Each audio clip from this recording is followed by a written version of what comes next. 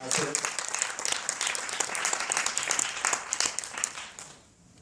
So very funny movie.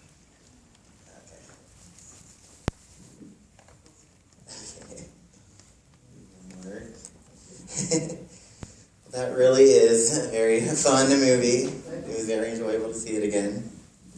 I just wanted to start off the Q&A by asking a few questions of my own. Just beginning with how the project, started, how it came into the hands of Imagine and Brian Grazer. Well, it started with Brian, who had an idea that the dots didn't connect,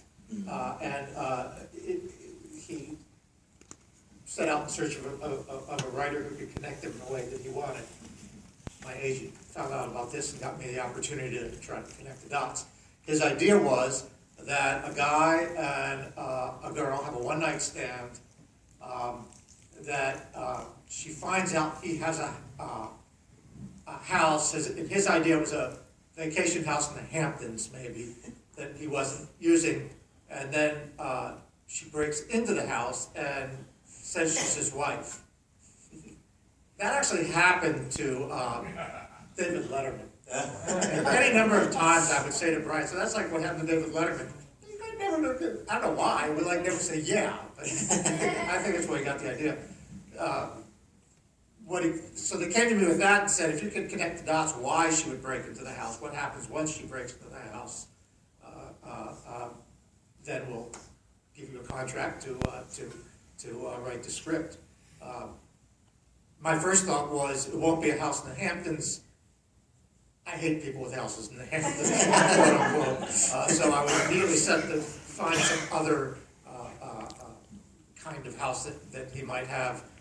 And the only motive I could think of that we would forgive someone for doing what she did is either love, which actually isn't the case initially here, or just some very deep dream. We forgive people their dreams because we all have dreams. And that was sufficiently connecting the dots. There was one other piece that kind of sealed the deal, but I have to confess, maybe it did come from, it's hard to remember, because there were some meetings and conversations with Brian and his producing partner, Ron Howard, where somebody said, either me or Ron, and I honestly don't remember, it would be so funny if they had to go to marriage counseling. And then we realized, well, that's the motor. That actually can become the motor for the whole story once she's broken in. So that's where it began. Right, I think I read somewhere that Brian Grazer said that he wanted to make sort of like a comedy version of Fatal Attraction. Yeah. Essentially what it is. Like I said before, Goldie Hawn is so wonderful in that movie. She basically holds the whole thing together, in my opinion. But I believe you had said something saying that she wasn't originally cast in the role. I had nothing to do with casting, first of all. Although I'm delighted with what they ended up with. So the first actor cast in this film was Meg Ryan, and then Steve Martin was cast after Meg, and then we all kind of met. This is really about a year, I guess, before filming, I'll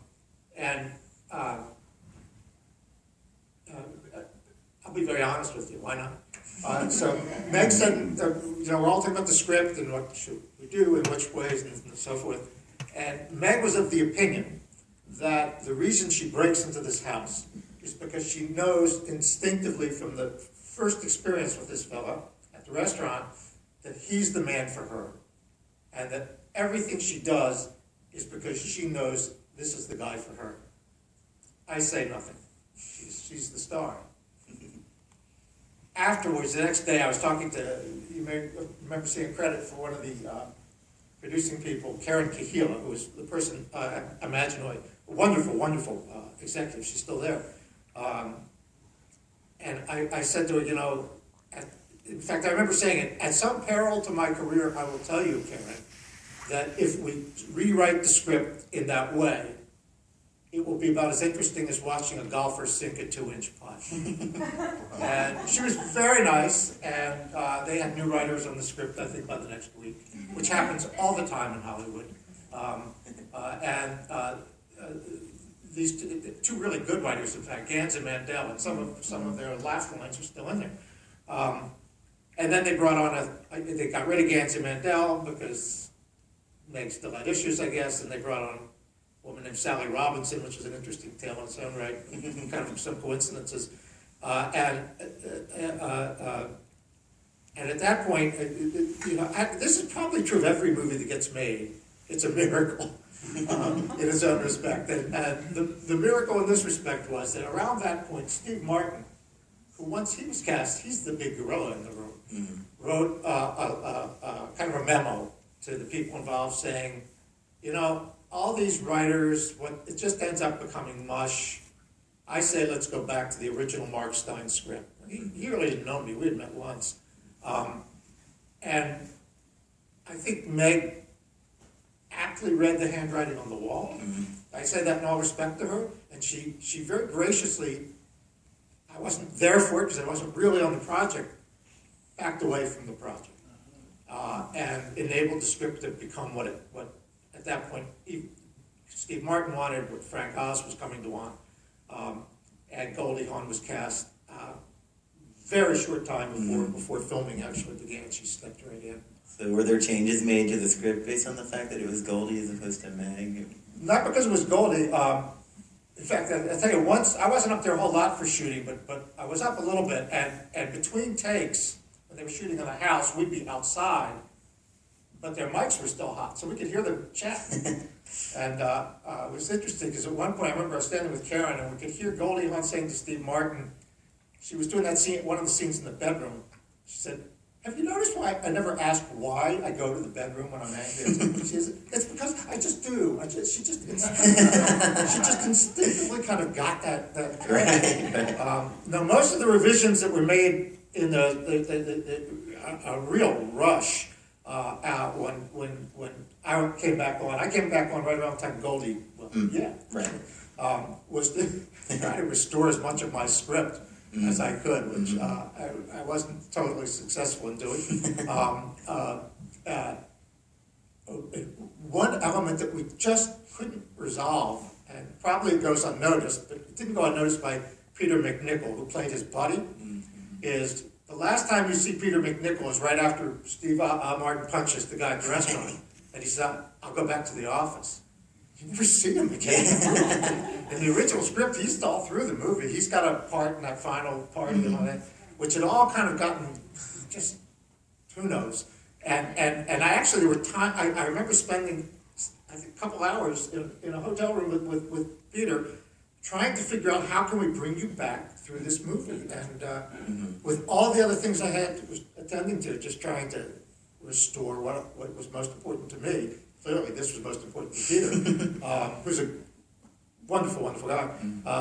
It didn't get restored. We couldn't find a way to do it. So that's one of the scars of writing by committee that's still in the film. Well, you mentioned Goldie storming back to the bedroom after their fight. I mean, the house was perfect for that because it had that sort of glass hallway and that eye relief. So you did go to that set. You were there. A little bit on that set, and some of the stuff that they were doing.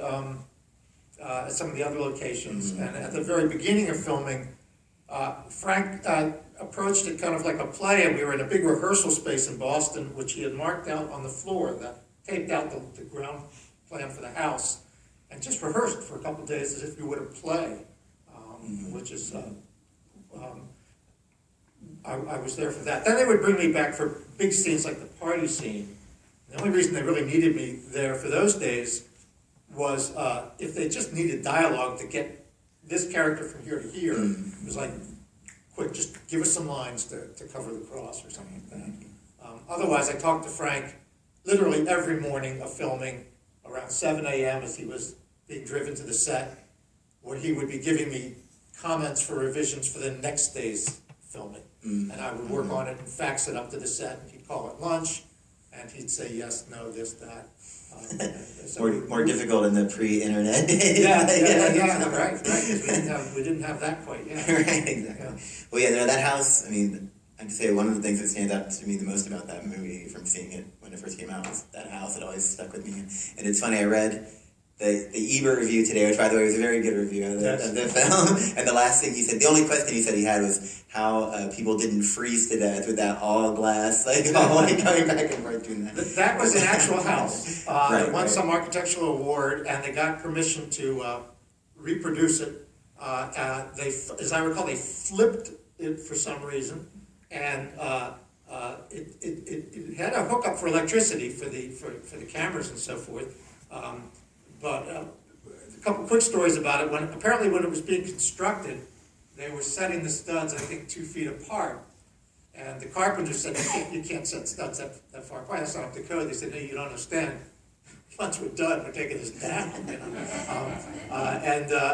The other thing that they did was they constructed it in a way that whole front section you just mentioned was on I guess on wheels and hinges, and they could actually roll parts of it away, so that scenes in those narrow hallways, all the front of the house was rolled away to get the cameras up close to it. So it was a big